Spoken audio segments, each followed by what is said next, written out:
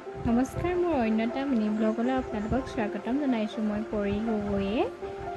আজি আবেলি সময়ত আমি চাওমিন খাইছিলোঁ। এয়া ৰাতিলৈ মাংসত কৰিছোঁ লোকেল মুৰ্গী। এয়া আলু, পিঁয়াজ, আদা, নহৰু, ইয়াত তেজপাত আৰু পিঁয়াজ দি দিলোঁ। এতিয়া ইয়াত নহৰু দি দিছোঁ। নহৰু দিয়াৰ পিছত অলপ লৰাই আছোঁ। লৰাৰ পিছত ইয়াত জিৰা, ধনিয়া আৰু মিট মছলা দি দিছোঁ। অলপমান সোৱাদ অনুসৰি দি দিব।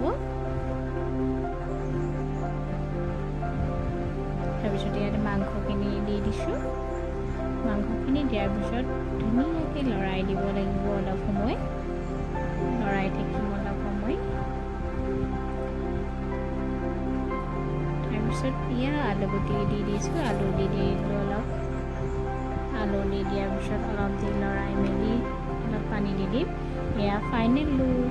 আজিলৈ আহিছোঁ, বাই বাই।